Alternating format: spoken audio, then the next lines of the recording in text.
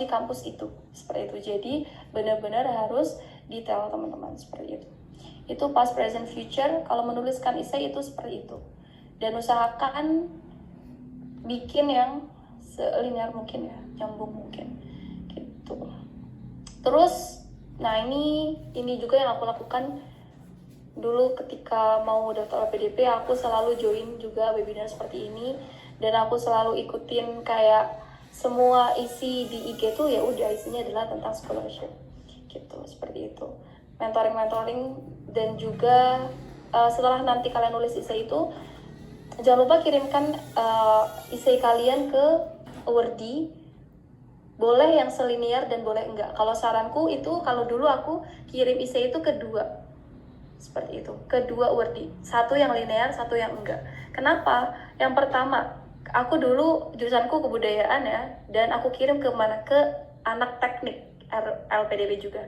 Kenapa? Karena dari situ kalau si anak teknik itu paham dengan apa yang kita omongin, oh berarti essay kita itu bakalan mudah dimengerti berarti gitu. Jadi penting juga dibaca oleh orang yang bukan linear. Kayak kalian anak kesehatan terus mau kirim essay-nya ke saya, itu boleh teman-teman. Jadi kayak aku baca, paham nggak sih apa yang kalian omongin gitu, seperti itu. Terus yang kedua, sama yang selinear, aku juga kirim essayku antropologi itu ke yang sama-sama antropologi. Kenapa? Karena biasanya kalau yang selinear itu dia akan menemukan celah-celahnya. Oh ini kayak maksud kamu tuh apa sih? Kenapa kamu kontribusi harus seperti ini? Itu nanti bakal menemukan celah-celahnya gitu. Jadi kalau usahakan kirim essay itu ke yang selinear dan yang nggak linear teman-teman gitu. Seperti itu. Terus ini juga beberapa sering ditanyakan, mendingan dapat kampus dulu atau LPDP dulu?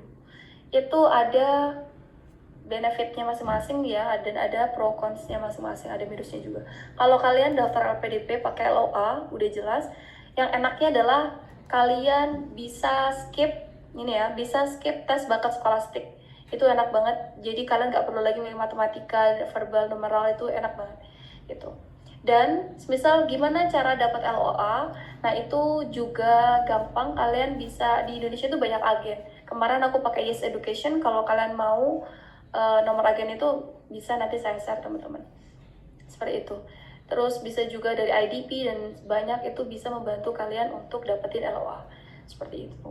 Nanti LOA juga belum ada IELTS-nya, bisa kok daftar daftar LOA tanpa ada IELTS, itu bisa. Tapi nanti tetap harus harus ada IELTS-nya juga, seperti itu. Terus intake-nya bisa cepat kalau kalian udah ada LOA, karena lulus LPDP udah langsung bisa intake. Sedangkan kalau aku dulu itu aku LPDP dulu, jadi harus intake-nya kayak text time lagi, karena harus nyiapin yang untuk kampusnya dulu juga, seperti itu. Terus juga lebih siap untuk studi kalau kalian itu udah ada LOA-nya.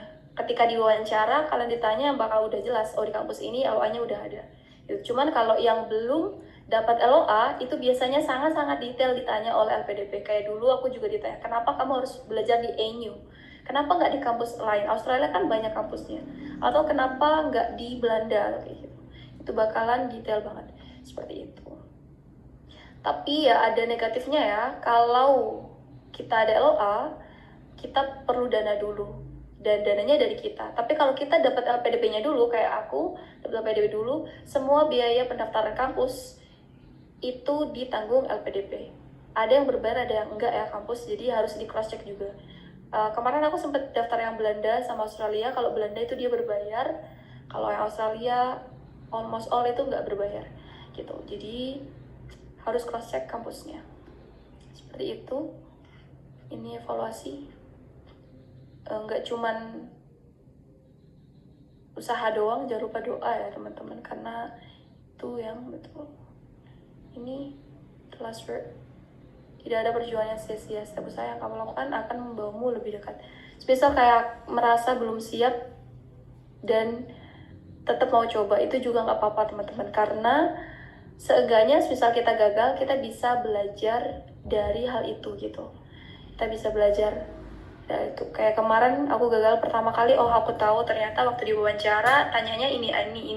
Oh ternyata aku harus menyiapkan ini gitu. Jadi nggak apa-apa kalau misal kalian daftar dan gagal, itu nggak apa-apa banget gitu.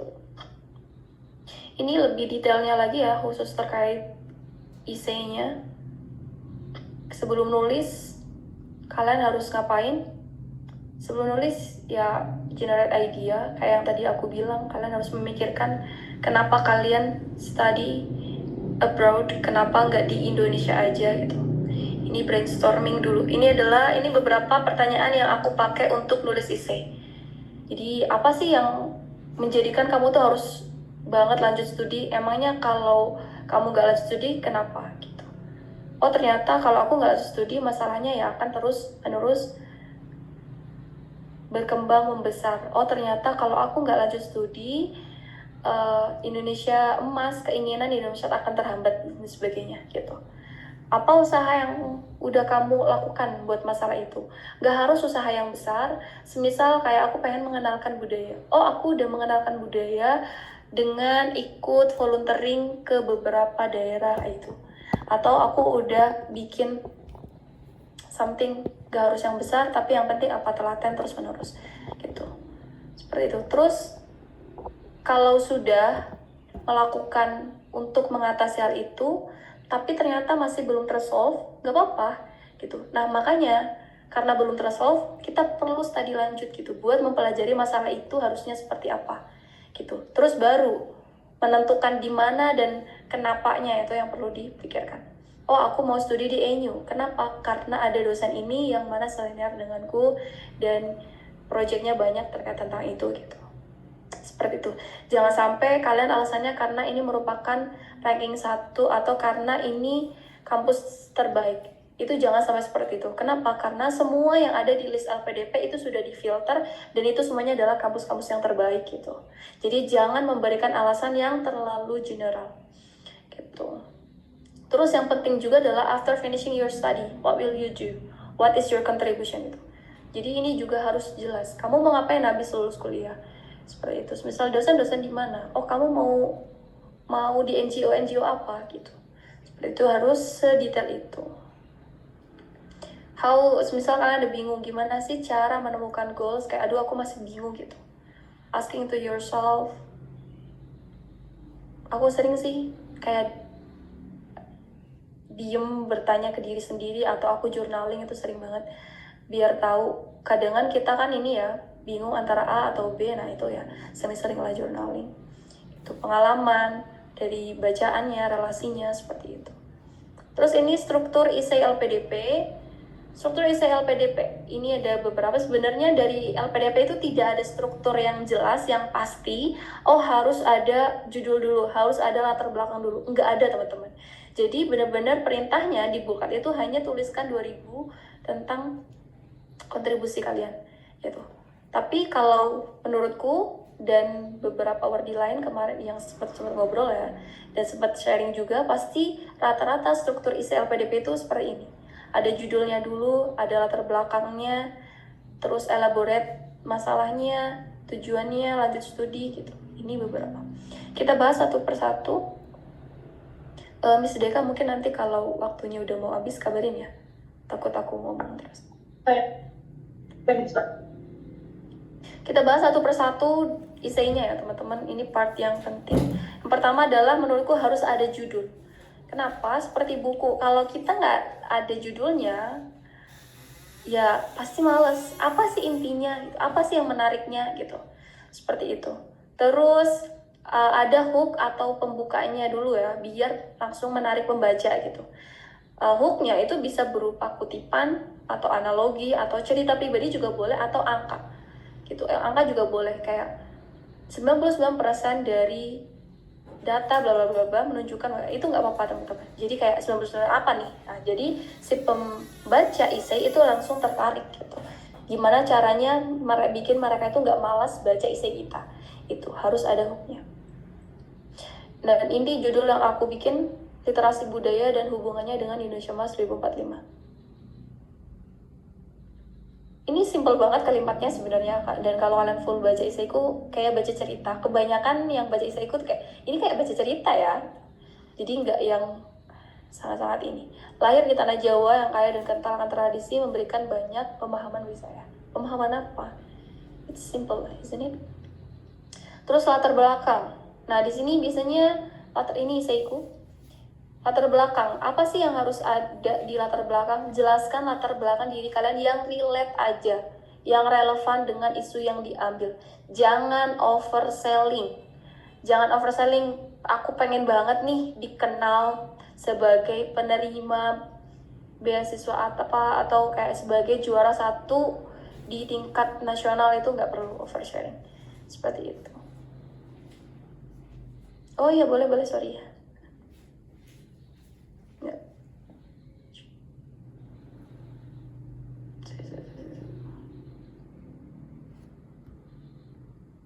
Oke.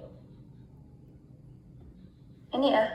Dan jangan overselling teman-teman, karena kebanyakan tuh kayak pengen menunjukkan banget kalau aku berprestasi dan sebagainya. Akhirnya semuanya dituliskan di essay. Padahal ingat, jangan double-double. Kalau udah ada di CV ya udah, nggak perlu lagi ada di essay. Pewawancara baca nggak? Baca. Pewawancara tuh benar-benar baca, entah itu transkrip kita, entah itu nilai, entah itu semua personal statement, itu semuanya dibaca teman. Karena apa? Waktu wawancara benar-benar dikupas tuntas banget gitu. Seperti itu. Ini di latar belakang jelasin apa? Jelasin sebelumnya kalian ngapain aja gitu. Seperti itu. Ini bahkan aku cerita ya SMP, SMA. Kayak jauh banget, nanti banyak banget dong. Iya, memang jauh banget, tapi inget cari cerita yang serelevan atau sejalan, segaris dengan tujuan kalian gitu. Seperti itu.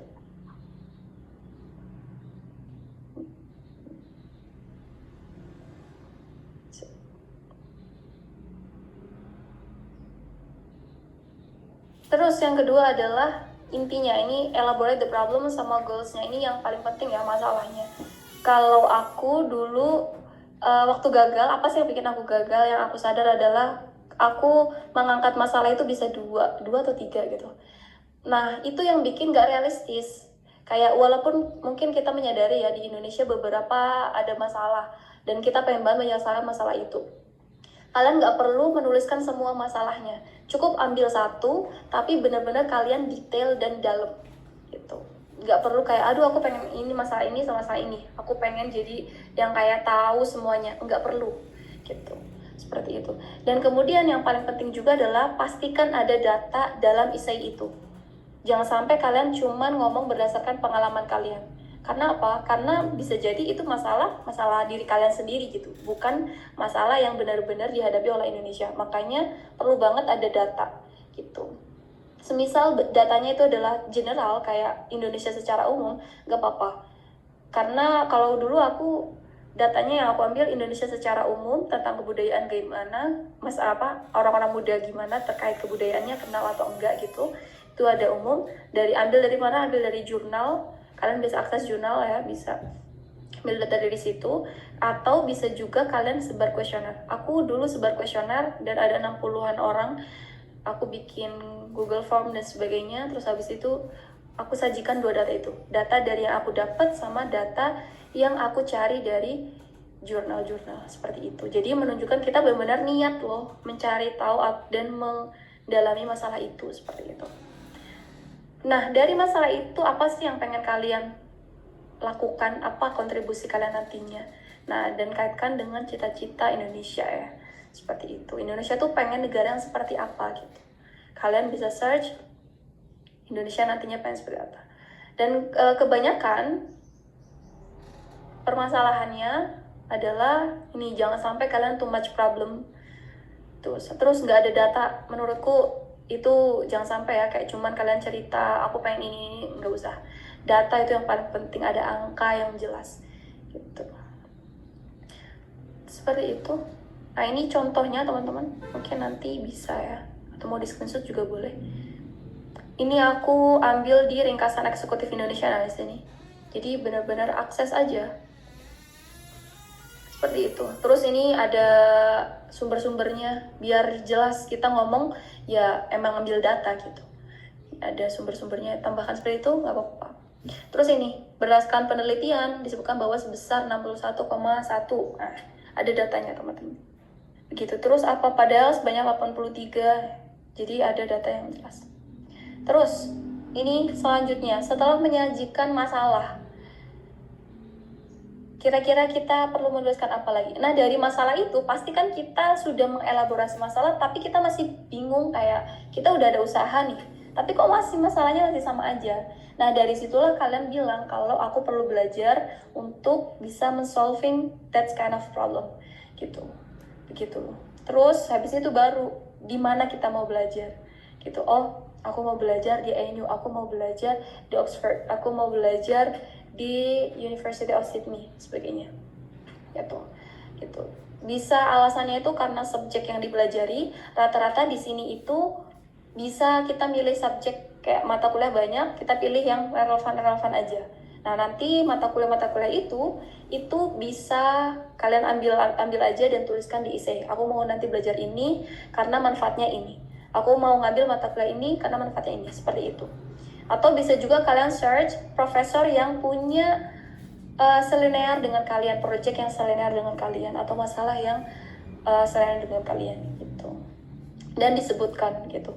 Dan atau kalau bagusnya lagi adalah kalian reach out, kalian email beliau, kalian mau belajar dan kalian kayak gitu, mau kontribusi, kolaborasi seperti itu.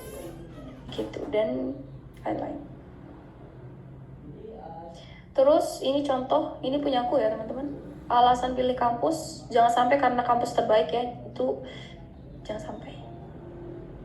Gitu. Alasan ini bukan karena salah satu universitas terbaik, tapi karena mata kuliah yang sangat relevan dan solusi permasalahan yang ditawarkan. Ini elaborasi mata kuliahnya, apa dituliskan, terus profesornya siapa gitu.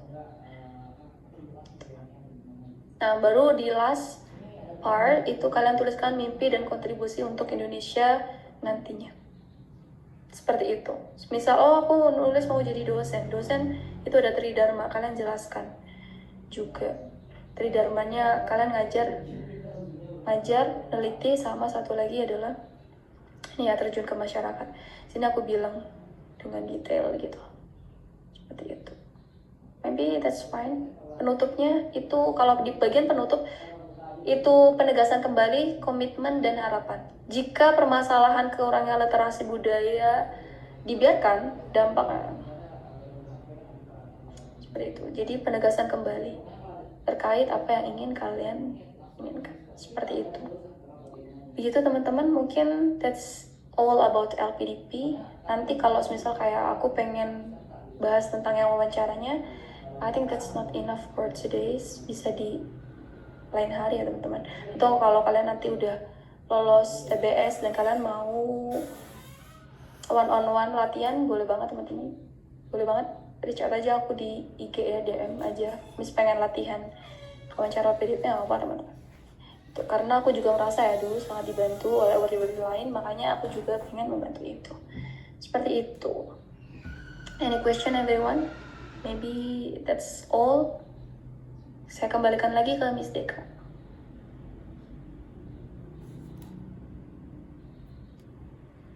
Oke, teman-teman, untuk penanya penulis silahkan aja bertanya di seksi kolom komentar, boleh banget, ataupun di ini ya, langsung ya.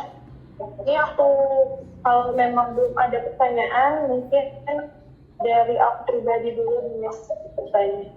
Tapi coba aku cek dulu ya. Oke. Moza, Miss, saya mau nanya, apakah diperbolehkan menulis draft esai beasiswa dalam bahasa Indonesia terlebih dahulu, kemudian menerjemahkan ke bahasa Inggris menggunakan Google Translate atau ChatGPT? Nah, itu mungkin pertanyaan pertama dari Miss. Apakah Miss mau langsung menjawab? Boleh aku langsung jawab aja ya, biar nggak lama. Boleh, Miss. Oke, ini terkait essay bahasa Indonesia dulu, terus diterjemah ke bahasa Inggris. Pakai Google Translate atau pakai ChatGPT.